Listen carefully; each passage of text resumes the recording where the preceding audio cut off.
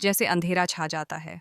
जिस सच को उन्होंने इतने समय से छुपा कर रखा था, वही सच अब उनके सामने खड़ा था, और उन्हें एहसास होने लगा था कि अब यह राज ज्यादा दिन तक छुपा नहीं रहेगा।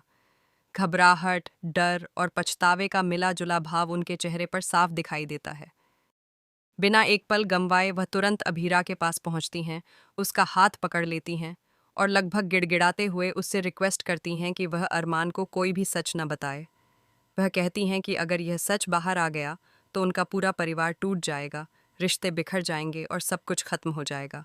लेकिन अभीरा इस बात के लिए बिल्कुल भी तैयार नहीं है। उसकी आंखों में दृढ़ता साफ झलकती है।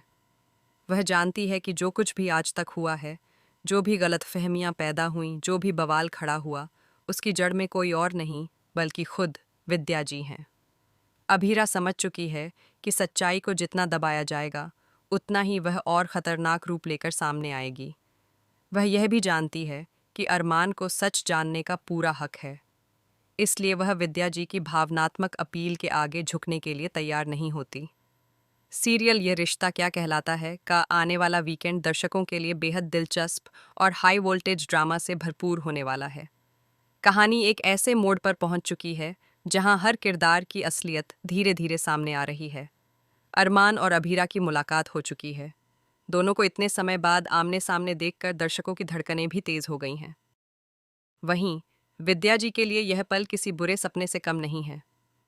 उन्हें लगने लगा है कि अगर अभीरा ने अरमान को यह बता दिया कि उसके हाथ में डिवोर्स के पेपर्स या कस्टडी के कागज किसने थमाए थे, तो अरमान का भरोसा हमेशा के लिए टूट जाएगा।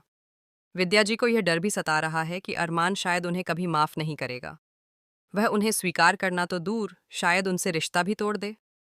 परिवार में उनकी इज्जत, उनका प्रभाव और उनका स्थान, सब कुछ दांव पर लगा हुआ है।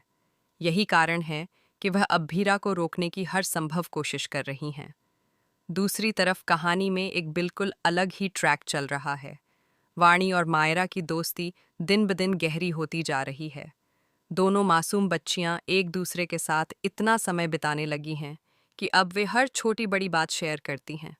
स्कूल प्रोजेक्ट हो, शॉपिंग हो या फिर घर की बातें, दोनों हर चीज़ साथ में करती हैं। उनकी यह दोस्ती बेहद प्यारी और सच्ची लगती है। इसी बीच एक दिलचस्प मोड़ तब आता है जब मायरा अपने पापा के लिए एक वेलनेस सेंटर बुक कर रही होती है। वह चाहती है कि उसके पापा थोड़े रिलैक्स हो जाएं और जिंदगी की भागदौड़ से थोड़ा ब्रेक लें। तभी मुक्ति कहती है कि अगर उसकी मम्मी को भी फुर्सत मिलती तो वह भी ज़रूर इस वेलनेस सेंटर में जाती।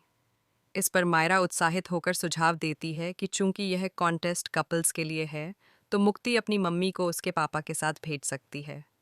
उसके लिए यह सिर्फ एक मासूम आइडिया है, लेकिन उसे इस बात का ज़रा भी अंदाज़ा नहीं कि वह अनजाने में कितनी बड़ी उलझन पैदा करने जा रही है। वाणी और मायरा दोनों को बिल्कुल भी नहीं पता कि उनके मम्मी पापा एक दूसरे के जानी दुश्मन हैं। उनके बीच का रिश्ता इतना कड़वा है कि वे एक दूसरे का सामना तक करना पसंद नहीं करते।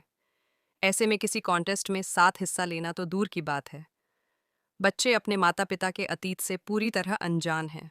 उन्हें यह नहीं मालूम कि जिन रिश्तों को वे सहज और सामान्य मान रहे हैं, वे दरअसल टूटे हुए विश्वास, गलतफहमियों और गहरी नाराज़गी की नींव पर टिके हुए हैं। धीरे धीरे इन दोनों बच्चियों की मासूम दोस्ती कहानी का अहम हिस्सा बनने वाली है। फिलहाल तो यह दोस्ती बेहद प्यारी लग रही है, लेकिन आने वाले समय में यही दोस्ती एक बड़े टकराव का कारण भी बन सकती है। खासकर तब जब मायरा को अपनी माँ के जाने की असली वजह पता चलेगी। जब उसे यह सच्चाई मालूम होगी कि उसकी माँ ने उसे यूं ही नहीं छोड़ा था, बल्कि परिस्थितियां कुछ और थीं, तब उसके दिल में कई सवाल उठेंगे। अगर उसे लगेगा कि इस सब के पीछे मुक्ति या उसके परिवार का हाथ था, तो उसके मन में नफरत की भावना जन्म ले सकती है। उधर विद्या जी का राज अब ज्यादा समय तक छुपा रह पाना मुश्किल है। अगर सच सामने आ गया तो सबसे बड़ा सवाल ये होगा कि मासा इस सच्चाई को कैसे लेंगी। क्या वह विद्या जी को स्वीकार कर पाएंगी या फिर उनका विश्वास हमेशा के लिए टूट जाएगा। माधव जी की प्रतिक्रिया भी बेहद अहम होगी। जब उन्हें पता चलेगा कि विद्या ने जानबूझकर अभीरा और अरमान को अलग किया, मायरा को उसकी माँ से दूर रखा, सिर्फ इसलिए क्योंकि अभीरा ने सच का साथ दिया था, तो क्या वे उन्हें माफ कर पाएंगे। विद्या जी को मुक्ति के माता पिता का सच भी पता था। उन्हें यह भी मालूम था कि अरमान ने मेहर को सजा न दिलवाकर कितनी बड़ी गलती की थी। इसके बावजूद उन्होंने चुप्पी साधे रखी और हालात को अपने फायदे के लिए मोड़ दिया।